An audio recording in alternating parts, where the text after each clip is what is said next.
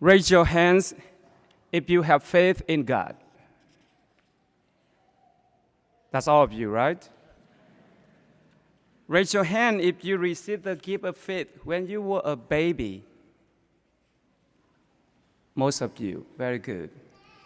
Raise your hand if you think your faith in God is strong. All of you. And this is the end of the homily today. Thank you.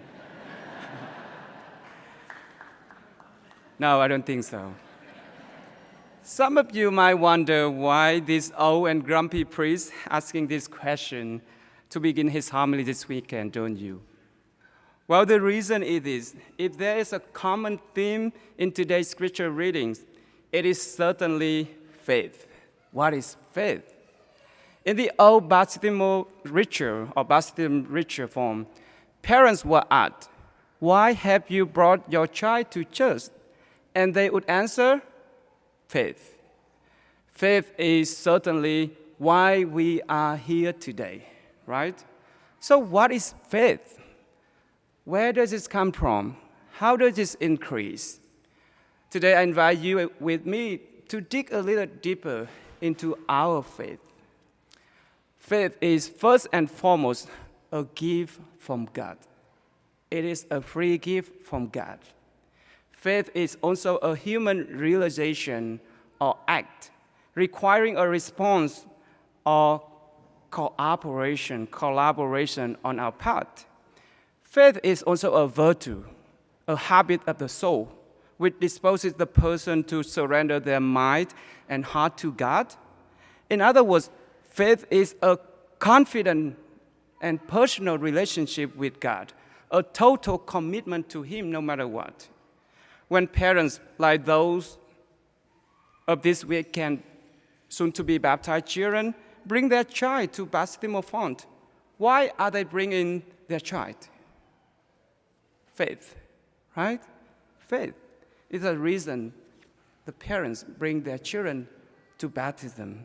They want their child to have faith, to have a confident relationship with God that leads to everlasting life, that leads to everlasting happiness.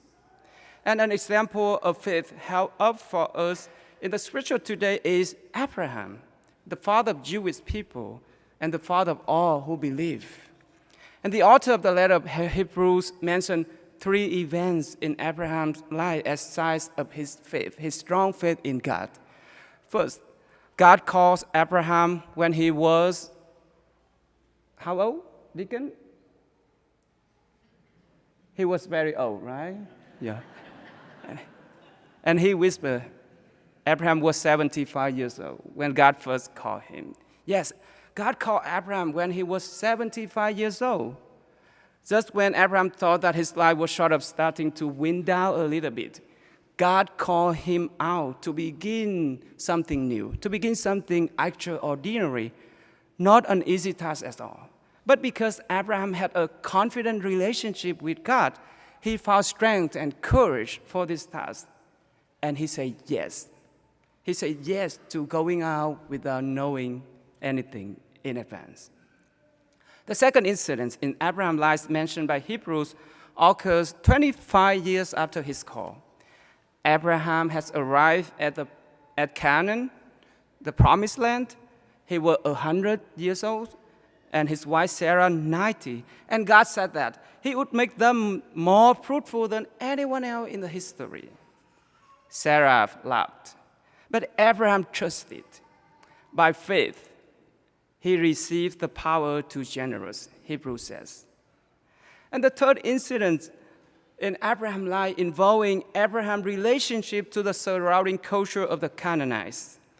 You know that back in the day, the Canaanites and those people, they practiced child sacrifice to their gods. It is so ungodly practice. But for Abraham, his faith in God set him apart from those pagan practices of the Canaanites, to trust God more than the pressures of the culture, and to begin a new and innocent way of worshiping God for himself and his descendants, and that is animal sacrifices to God. With the example of Abraham, we see that faith can bring us into a personal and confident relationship with God where miracles, spiritual fruitfulness, and Christ-like self-sacrificial love can occur. And of course, you and me as followers of Jesus, there will be time when our faith seems weak. There will be time we doubt our faith. We may experience a loss in confidence in God due to suffering or difficult circumstances. And the moral and social decline that surround us can cause dismay or frustration or even despair. And many of us, many times ask, where is God?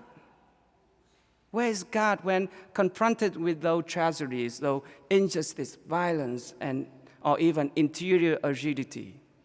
However, let me tell you this, to experience these things does not mean that we lack faith, does not mean that we lose faith.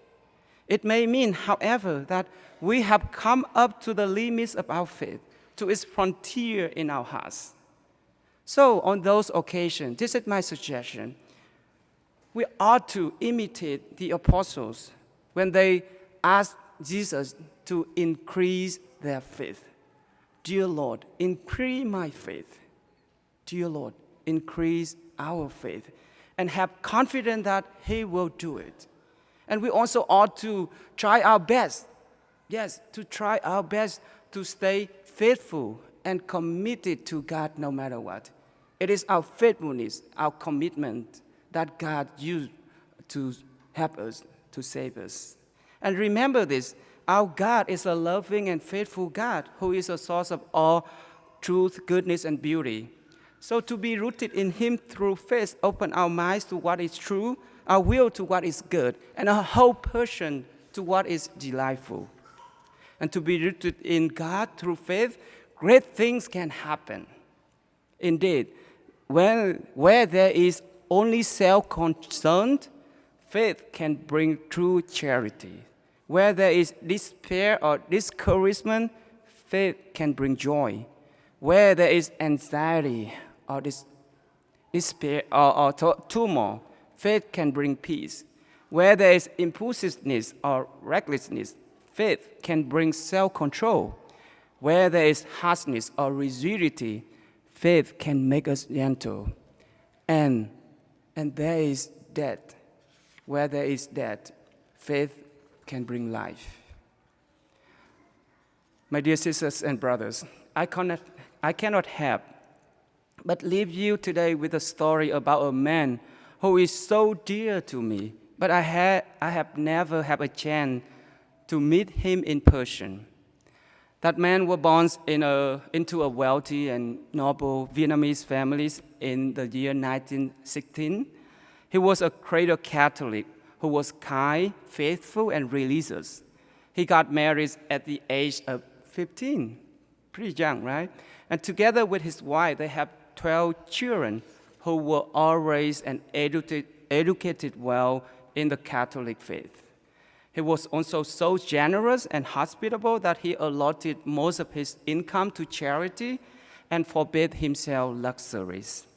In the year 1945, when the famine struck his hometown, he fed hundreds of people daily, regardless of who they were and the limited resources he had. In the year 1954, the communists took over the North Vietnam and had the land reformed. They asked him to renounce his land and his faith, to keep his life.